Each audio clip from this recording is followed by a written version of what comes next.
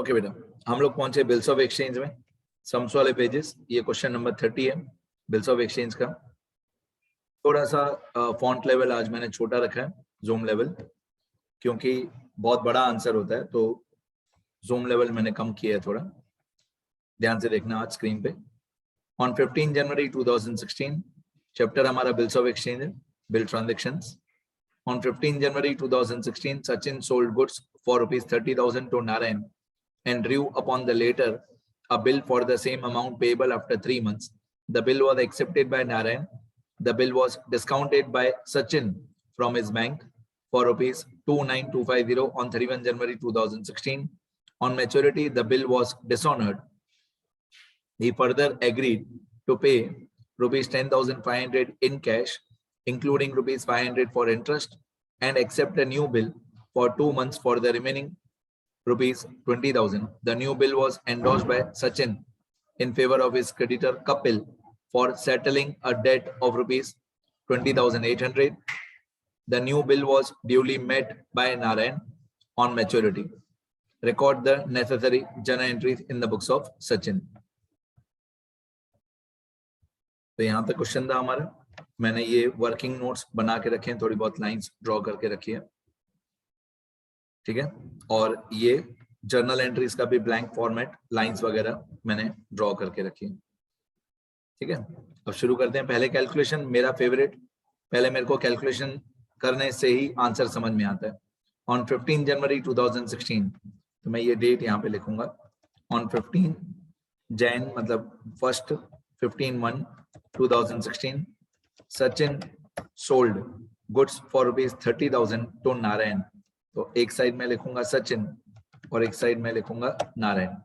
Sachin sold goods, कितने के goods बेचे थे? 30,000 के, टू नारायण। तो मैं यहाँ पे ऊपर लिख देता हूँ sold goods equal to 30,000 rupees. Sachin ने नारायण को गुड्स सेल किए 15 जनवरी 2016 पे, and drew upon the letter a bill for the same amount payable after 3 months. मतलब एक ही बिल बनाया, सचिन ने एक ही बिल बनाया नारायण के ऊपर, कितने अमाउंट का?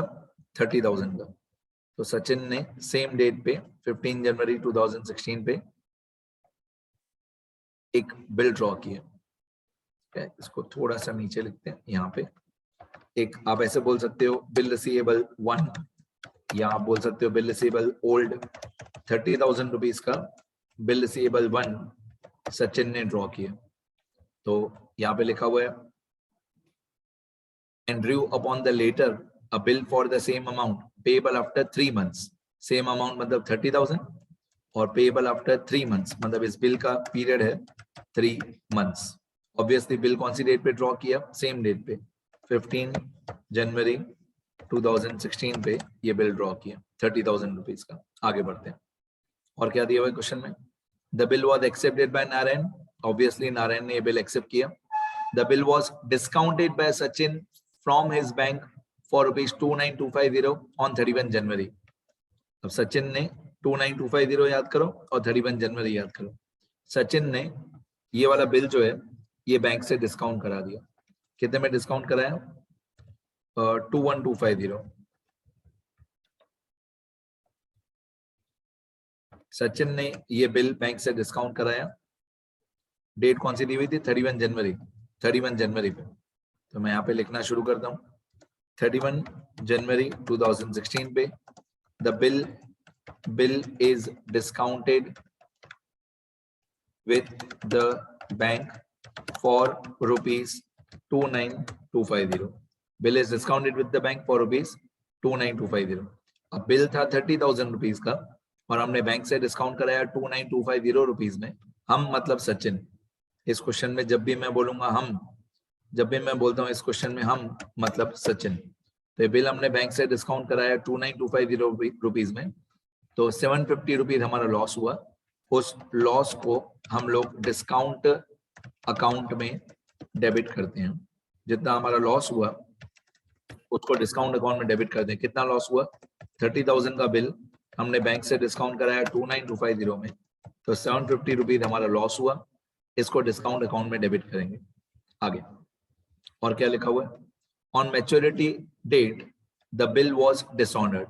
पहले हम मैच्योरिटी डेट निकालते हैं, तो इस तरीके से मैं लिखता हूं, हमेशा आपको मालूम है, पहले बिल रिसीवेबल की डेट, बिल रिसीवेबल की अमाउंट, बिल रिसीवेबल का पीरियड 3 मंथ्स। साइड में यहाँ पे साइड में मैं मेथड का नाम लिखता हूँ। मेथड्स कितने होते हैं इस चैप्टर में? 4, रिटेन्ड, डिस्काउंटेड, एंडोस्ड, BSFC, 4 मेथड होते हैं। तो मैंने यहाँ पे, मैं हमेशा ऐसे ही लिखता हूँ, पहले एरो बनाया, एरो के बाजू में मेथड का नाम, अब इस एरो के नीचे मैच्योरिटी डेट। तो 15 जनवरी में अगर आप 3 महीने प्लस कर दोगे तो 15 जनवरी प्लस 3 महीने, तो ये होगा 15/4/2016। ये बिल की maturity date plus 3 days of grace. इसमें 3 डेज ऑफ ग्रेस हमेशा प्लस करना कंपलसरी है। तो 15/4 में 3 डेज ऑफ ग्रेस प्लस करोगे तो 18/4/2016, इसको हम लोग मैच्योरिटी डेट बोलते हैं। तो इस मैच्योरिटी डेट पे the bill is dishonoured, bill is dishonoured, ऐसा क्वेश्चन में बोला हुआ है। बिल जो है वो मैच्योरिटी डेट के दिन डिसऑनर हो गया। कितने का बिल था? 30,000 का। मैच्योरिटी डेट के दिन बैंक वाले हमसे कितना पैसा लेंगे? पूरा 30,000 लेंगे। हमको बैंक से कितना पैसा मिला था? 29,250। हमको बैंक से पैसा मिला था 29,250, लेकिन मैच्योरिटी डेट के दिन बैंक वाले हमसे पूरा 30,000 रुपीज लेंगे। एंड अगर कोई नोटिंग चार्जेस है, तो बैंक वाले वो भी हमसे लेंगे। तो 30,000 रुपीज का बिल डिसऑनर हो गया मैच्योरिटी डेट पे। On maturity date the bill was dishonoured. He further agreed to pay 10,500 in cash, including 500 for interest. 10,500 कौन देगा हमको? नारायण। उसमें से 500 रुपए इंटरेस्ट का पैसा भी नारायण हमको दे देगा, इंक्लूडिंग। टोटल 10,500 नारायण देगा। He further agreed to pay 10,500 in cash, including 500 for interest, and accept a new bill for 2 months for the remaining ₹20,000. Actually ये रिन्यूअल ऑफ द बिल है। अगर आपको स्टेप्स याद है रिन्यूअल ऑफ द बिल के, पुराना bill cancel हो गया, पार्ट पेमेंट हुआ, इंटरेस्ट हुआ, फिर नया बिल बना 20,000 रुपए का, तो ये रिन्यूअल ऑफ द बिल होता है। मैं धीरे धीरे करके चारों स्टेप्स आपको रिवाइज कराता हूँ। सबसे पहले मैच्योरिटी डेट के दिन पुराना बिल डिसऑनर हो गया। पुराने बिल की अमाउंट थी 30,000 रुपीज। Add noting charges. पुराने बिल की अमाउंट 30,000 रुपीज, ये 30,000 रुपीज पुराने बिल की अमाउंट, ठीक है। अब इसमें मैं सबसे पहले ऐड करूंगा नोटिंग चार्जेस। अगर क्वेश्चन में कोई नोटिंग चार्जेस दिए हुए हों तो आप ऐड करोगे नोटिंग चार्जेस। इस क्वेश्चन में तो नहीं दिए हुए थे, तो मैं नोटिंग चार्जेस लिखूंगा 0, नोटिंग चार्जेस 0। तो टोटल हमको कितना पैसा लेना है इससे? नारायण से 30,000 और 0, टोटल हमको पैसा लेना है नारायण से 30,000। यहां तक 30,000 रुपीज हुआ। इसके बाद आता है लेस पार्ट पेमेंट। इसके बाद आता है less part payment. Part payment Narayan ने कितना दिया? नारायण ने दिया 10,500, लेकिन उसमें 10,000 रुपए पुराने बिल का है, 500 रुपए इंटरेस्ट का है। तो ये 10,000 रुपए, इसको हम लोग बोलते हैं पार्ट पेमेंट। बाकी कितना बचा? तो हमको लेना था पुराना बिल 30,000 का प्लस नोटिंग चार्जेस 0। अब हमको लेना है टोटल 30,000, उसमें 10,500 नारायण ने दिया, बट 10,000 टुवर्ड्स द बिल है और 500 टुवर्ड्स इंटरेस्ट है, ठीक है। तो 30,000 में 10,000 मिल गया, बाकी कितना बचा? 20,000। वैसे नॉर्मली इसके बाद हम लोग लिखते हैं ऐड इंटरेस्ट। अगर हमको इंटरेस्ट का पैसा लेना बाकी हो तो इसको बोलते हैं ऐड चार्जिंग इंटरेस्ट। अगर हम लोगों को इंटरेस्ट का पैसा लेना बाकी हो तो हम लोग यहाँ पे 500 रुपए ऐड करते हैं, अगर इंटरेस्ट का पैसा लेना बाकी हो तो। लेकिन इस क्वेश्चन में इंटरेस्ट का पैसा नारायण ने हमको दे दिया, तो हमको 500 रुपए इंटरेस्ट का पैसा लेना था, लेकिन वो पैसा नारायण ने कैश में हमको दे दिया। तो आप ऐसे भी बोल सकते हो 500 रुपए इंटरेस्ट चार्ज किया, फिर 500 रुपए नारायण ने हमको दे दिया, ठीक है। अगर मैं आपको और इसको इजी बना के दूं तो आप क्या करना, आप ये चार्जिंग इंटरेस्ट को ऊपर लिख देना, चार्जिंग इंटरेस्ट को ऊपर लेके जाओ, ठीक है। और लेस पार्ट पेमेंट में आप कर दो 10,500, लेस पार्ट पेमेंट में कर दो 10,500, तो आपके लिए और इजी हो जाएगा। चार्जिंग इंटरेस्ट को ऊपर लेके जाओ। पुराना बिल 30,000 का प्लस नोटिंग चार्जेस 0, टोटल 30,000, ठीक है। अब हमने इंटरेस्ट चार्ज किया 500 रुपए का। अगर हमने इंटरेस्ट चार्ज किया 500 रुपए का, तो टोटल हमको कितना पैसा लेना था? 30,500। उसमें से नारायण ने कितना पैसा दे दिया? 10,500 रुपए दे दिया। ठीक है, अब 30,500 में दे 30,500 में दे 10,500 हमको मिल गया, बाकी हमको 20,000 और भी लेना बाकी है।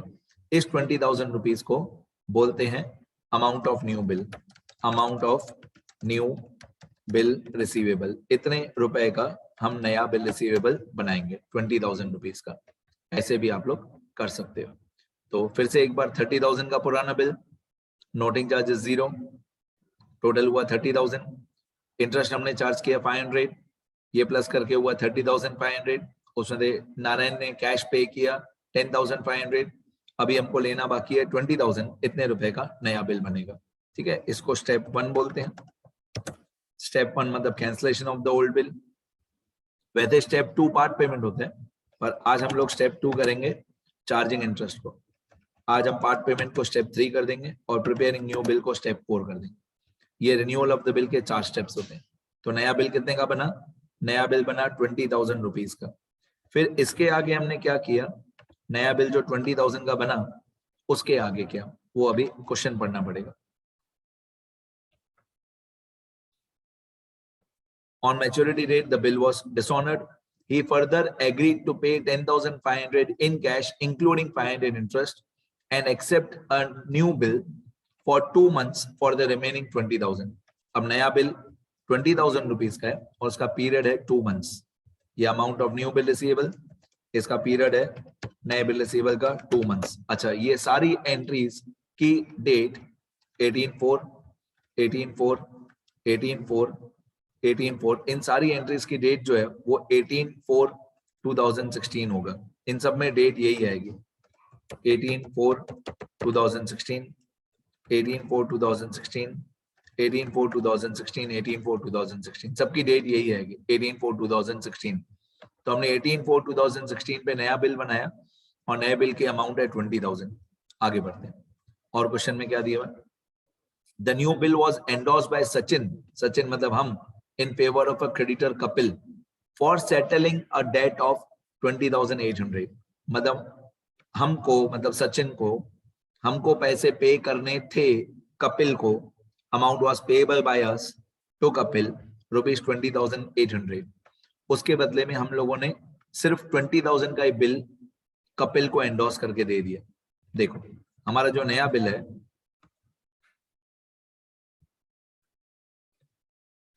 हमारा जो नया बिल है वो 20,000 रुपीज का, यहां तक हम लोग पहुंचे थे। नया बिल 20,000 रुपीज का है। ये बिल हमने एंडोर्स करके कपिल को दे दिया, endorsed to Kapil against a debt of ₹20,800। हम लोगों को पैसा पे करना था कपिल को 20,800, उसके सामने हमने बिल रिसीवेबल सिर्फ 20,000 का ही दिया। तो 800 रुपए जो हम लोगों ने पे नहीं किए, वो 800 रुपए हमारे लिए, मतलब सचिन के लिए डिस्काउंट रिसीव्ड है 800 रुपए। तो इस 800 रुपए को हम लोग, मैं बोलूंगा डिस्काउंट रिसीव्ड। हमको पैसा कितना पे करना था? 20,800। उसके सामने हमने बिल रिसीवेबल कितने का दिया? 20,000 का। तो 800 रुपए हमारा डिस्काउंट रिसीव्ड हुआ। आगे फिर और क्वेश्चन में क्या दिया हुआ है? The new bill was duly met, met मतलब paid मतलब honored। The new bill was duly met by Narayan on maturity। नया बिल मैच्योरिटी डेट के दिन नारायण ने पैसे पे कर दिए। नया बिल मतलब ये वाला 20,000 वाला। This bill is honored। आप honored बोल सकते हो, met बोल सकते हो, या paid बोल सकते हो on maturity। मैच्योरिटी डेट के दिन नारायण ने इसका पैसा दे दिया। अब मैं इसकी मैच्योरिटी डेट निकालूंगा। इसकी मैच्योरिटी डेट कैसे निकालेंगे? 18 अप्रैल 2016 प्लस 2 मंथ्स। अब 18 अप्रैल 2016 प्लस 2 मंथ्स, आप इसमें 18 अप्रैल में प्लस 2 मंथ्स करोगे तो आपकी एक मैच्योरिटी डेट आएगी पहले 18/6/2016। फिर आप प्लस 3 डेज ऑफ ग्रेस करोगे, प्लस 3 डेज ऑफ ग्रेस करोगे तो 18/6 में प्लस 3 डेज ऑफ ग्रेस करोगे तो आपका आंसर आएगा 21/6। 21/6/2016। ये नए वाले बिल की मैच्योरिटी डेट है 21/6/2016, इस दिन पे नया वाला बिल ऑनर हो गया। ये हमारी कैलकुलेशन कंप्लीट हो गई। ठीक है, तो समरी देखें तो सबसे पहले सचिन ने गुड्स बेचे थे 30,000 के नारायण को, फिर सचिन ने एक 30,000 का बिल बनाया, वही बिल सचिन ने बैंक से डिस्काउंट करा दिया 29,250 में, तो 750 डिस्काउंट का लॉस हुआ। फिर जो पहला वाला बिल था 30,000 का वो डिसऑनर हो गया, उसमें नोटिंग चार्जेस नहीं दिया हुआ था, तो टोटल हुआ 30,000। 500 हमने इंटरेस्ट चार्ज किया, टोटल हुआ 30,500। अब नारायण ने हमको 10,500 दे दिए, मतलब उसके अंदर 10,000 रुपए पुराने बिल का भी आ गया और 500 रुपए इंटरेस्ट का भी आ गया। अब हमको 20,000 लेना बाकी है, उतने रुपए का 20,000 रुपीज का हमने नया बिल बनाया, हमने मतलब सचिन ने, वही बिल हमने एंडोर्स करके कपिल को दे दिया। हमको कपिल को टोटल पैसा देना था 20,800, उसमें हमने 20,000 का बिल दिया, बाकी 800 रुपए हमने नहीं पे किया, वो हमारा डिस्काउंट रिसीव। अब ये जो नया वाला बिल है वो मैच्योरिटी डेट के दिन ऑनर हो गया। अब यहाँ से हमारा मेन आंसर जिसकी मार्क्स है, पहले आएगा journal entry in the books of Sachin, मतलब हम, फिर आएगा journal entry in the books of Narayan, मतलब ऑपोजिट पर्सन, जिसको हम लोग थियरी वाले पेजेस में मिस्टर बी बोलते हैं। सचिन को हम लोग मिस्टर ए बोलते हैं और नारायण को हम लोग मिस्टर बी बोलते हैं। ये हमारी जर्नल एंट्री यहाँ से स्टार्ट होगी। सबसे पहली डेट पे सचिन ने गुड सेल किए, बस अभी क्वेश्चन देखने की जरूरत नहीं है, अभी तब यहाँ से आंसर में दे आ जाएगा, वर्किंग नोट्स में दे आ जाएगा। सबसे पहले 15 जनवरी 30,000 के गुड्स सचिन ने बेचे नारायण को 15 जनवरी, तो पहली एंट्री होगी 15 जनवरी की, तो 15 जनवरी 2016 सचिन क्या लिखेगा, सचिन लिखेगा Narayan account debit to sales account 30,000। Sachin लिखेगा कि 30,000 रुपीज के गुड्स नारायण को बेचे। सेल्स अकाउंट हमेशा क्रेडिट होता है, सेल्स अकाउंट हमेशा क्रेडिट होता है, तो नारायण हो जाएगा डेबिट, नारायण टू सेल्स। ठीक है, सचिन की बुक्स में कभी सचिन का नाम नहीं आता है, मालूम होगा आपको, नारायण की बुक्स में कभी नारायण का नाम नहीं आता है। अब नारायण क्या लिखेगा, नारायण लिखेगा 15 जनवरी 2016 purchase account debit to Sachin account, purchase to Sachin 30,000, purchase to Sachin 30,000। Narration being goods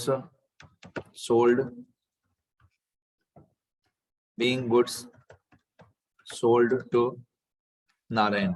Sachin ऐसे लिखेगा being goods sold to Narayan, Narayan क्या लिखेगा, नारायण लिखेगा being goods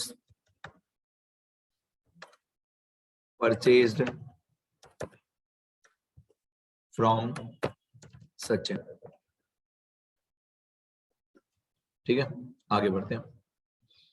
अब 15 जनवरी पे पहले आदमी ने लिख दिया सेल्स अकाउंट क्रेडिट, दूसरे आदमी ने लिख दिया परचेज अकाउंट डेबिट। इसके बाद 15 जनवरी पे ही सचिन ने बिल रिसीवेबल 1 ड्रॉ किया 30,000 का। आगे बेटा, अब 15 जनवरी पे एक जर्नल एंट्री होगी बिल रिसीवेबल ड्रॉ करने की 30,000 रुपीज की। सचिन ने बिल रिसीवेबल ड्रॉ किया 15 जनवरी, तो सचिन क्या लिखेगा, सचिन लिखेगा 15 जनवरी 2016 bills receivable account debit to Narayan account. 30,000 का बिल रिसीवेबल ड्रॉ किया, तो bill receivable account debit 30,000 to Narayan account. Sachin लिखेगा बिल रिसीवेबल हमारा एसेट है, bill receivable comes in, debit what comes in to Narayan, Narayan is the giver. अब नारायण क्या लिखेगा, नारायण लिखेगा 15 जनवरी 2016, नारायण लिखेगा 15 जनवरी 2016, ये लिखेगा कि बिल्स पेबल एक्सेप्ट किया, तो बिल्स पेबल लायबिलिटी हुआ, तो ये क्या लिखेगा, ये लिखेगा सचिन अकाउंट डेबिट, ये लिखेगा Sachin account debit to bills payable account. इसके लिए बिल्स पेबल जो है वो लायबिलिटी है, कितनी अमाउंट है 30,000, तो सचिन टू बिल्स पेबल 30,000। ठीक है, नरेशन में ये आदमी क्या लिखेगा, नरेशन में ये आदमी लिखेगा being bill receivable received from Narayan, ये लिखेगा being bill receivable received from Narayan. तो सामने वाला आदमी क्या लिखेगा, सामने वाला आदमी लिखेगा नारायण लिखेगा कि being bills payable accepted and given to Sachin. ठीक है, तो पहला आदमी लिखेगा बिल रिसीवेबल डेबिट क्योंकि एसेट है, दूसरा आदमी लिखेगा बिल्स पेएबल क्रेडिट क्योंकि लायबिलिटी है। चलो आगे बढ़ते हैं। बिल रिसीवेबल ड्रॉ हो गया, फर्स्ट वाला बिल ड्रॉ हो गया, ये वाला 30,000 का। अब यही बिल सचिन ने 31 जनवरी के दिन बैंक से डिस्काउंट करा दिया। कितने में डिस्काउंट कराया, 29,250। तो सचिन लिखेगा बैंक बैलेंस बढ़ गया, सचिन ऐसा लिखेगा कि बैंक बैलेंस बढ़ गया 31 जनवरी 2016। तो यहाँ पे आएगा 31 जनवरी 2016। सचिन क्या लिखेगा कि बैंक बैलेंस बढ़ गया, बैंक अकाउंट डेबिट, कितना बैंक बैलेंस बढ़ गया 29,250। कितना बैंक बैलेंस बढ़ गया 750। सचिन बोलेगा कि इतना लॉस हुआ, डिस्काउंट हुआ, और 30,000 सचिन बोलेगा कि बिल रिसीवेबल गोज आउट। तो 29,250 बैंक बैलेंस बढ़ गया, बैंक अकाउंट डेबिट, 750 हमारा लॉस है तो डिस्काउंट अकाउंट डेबिट, तो 30,000 में bill receivable goes out, bill receivable goes out मतलब बिल रिसीवेबल अकाउंट हो जाएगा क्रेडिट। तो bank account debit, bank balance बढ़ गया, डिस्काउंट डेबिट, डिस्काउंट हमारा लॉस है, और बिल रिसीवेबल गोज आउट। ठीक है, अब सामने वाले पेज पे नारायण क्या करेगा, नारायण लिखेगा नो एंट्री, क्योंकि नारायण को पता ही नहीं है कि सचिन जो है वो बिल के साथ क्या कर रहे हैं, तो नारायण लिखेगा नो एंट्री। ठीक है, अब इसकी नरेशन में being bill receivable discounted with the bank, being bill receivable discounted with the bank. चलो आगे बढ़ते हैं। पहला वाला बिल बैंक से डिस्काउंट हो गया, तो सचिन लिखेगा bank debit discount debit to bill receivable, Narayan लिखेगा नो एंट्री क्योंकि नारायण को पता ही नहीं कि बिल जो है वो बैंक में डिस्काउंट हो गया। अब ये बिल मैच्योर होगा 18 अप्रैल पे। 18 अप्रैल पे ये जो स्टेप 1 है, पुराना बिल कैंसिल हुआ या डिसऑनर हुआ, उसकी एंट्री होगी, cancellation of the old bill या dishonour of the old bill, 30,000 18 अप्रैल।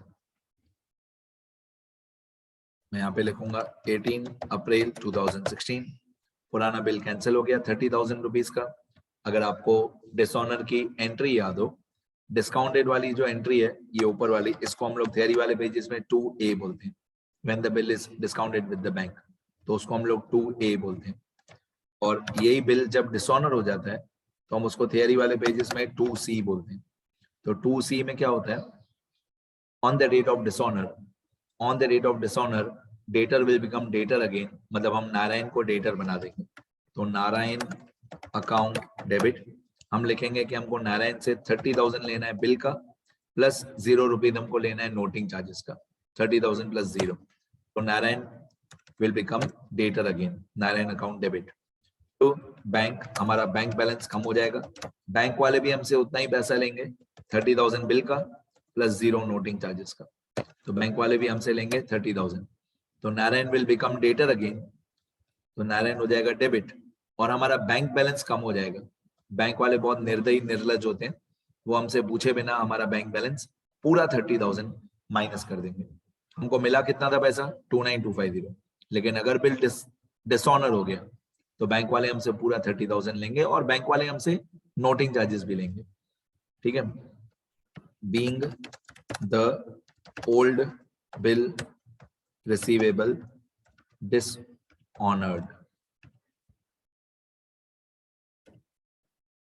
ठीक है, अब सामने वाले पेज पे क्या एंट्री होगी, 18 अप्रैल 2016, ये भी 2C है। नारायण क्या लिखेगा, on the date of dishonour, Narayan भी ऐसे ही लिखेगा कि creditor will become creditor again, तो नारायण क्या करेगा, नारायण लिखेगा सचिन अकाउंट क्रेडिट, नारायण जो है वो सचिन अकाउंट को क्रेडिट कर देगा 30,000 रुपीज। नारायण क्या लिखेगा, नारायण लिखेगा बिल्स पेएबल जो लायबिलिटी थी पहले क्रेडिट हुई थी वो अभी लायबिलिटी डेबिट हो जाएगी, मतलब एक liability cancel, bills payable account debit. Narayan ऐसा लिखेगा कि नोटिंग चार्जेस नारायण का खर्चा है, हमारा खर्चा नहीं है, सचिन का खर्चा नहीं है, नारायण का खर्चा है। तो bills payable debit 30,000, noting charges debit 0 to Sachin. Sachin will become creditor again. So being old bills payable, dishonored. Being old bills payable dishonor, पुराना bills payable dishonor हो गया। ठीक है, यहाँ तक क्लियर है? अगर आपको याद हो तो बी की बुक्स में, मिस्टर बी की बुक्स में, मतलब नारायण की बुक्स में हमेशा एंट्रीज सेम होती है। 1A, 2A, 3A, 4A सब नो एंट्री होता है।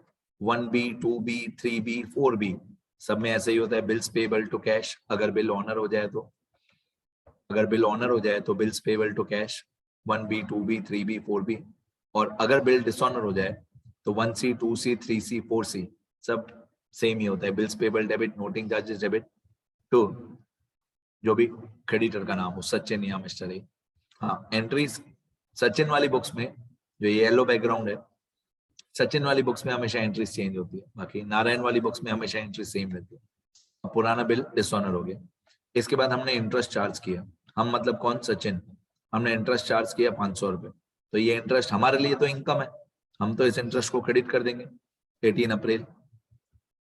तो हम लिखेंगे 18 अप्रैल 2016, हम इंटरेस्ट को कर देंगे क्रेडिट, क्योंकि इंटरेस्ट हमारे लिए इनकम है।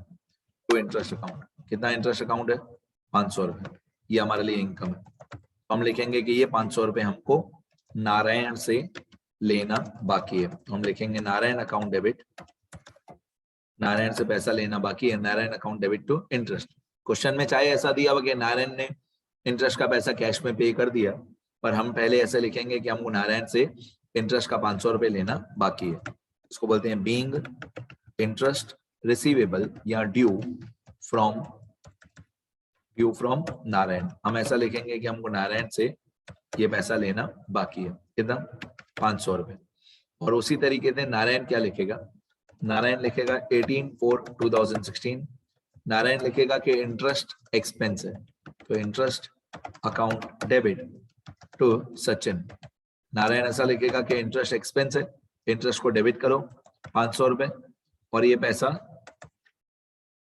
पैसा is payable by Narayan to Sachin, तो सचिन विल बिकम क्रेडिटर। तो बीइंग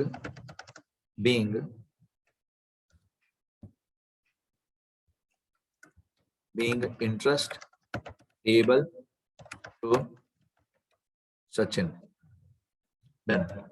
फिर हम लोगों को पार्ट पेमेंट पैसा मिला, 18/4 पे ही सारी एंट्री है। ये पार्ट पेमेंट का पैसा मिला 10,500, तो हम लिखेंगे कैश कम्स इन 18 अप्रैल 10,500।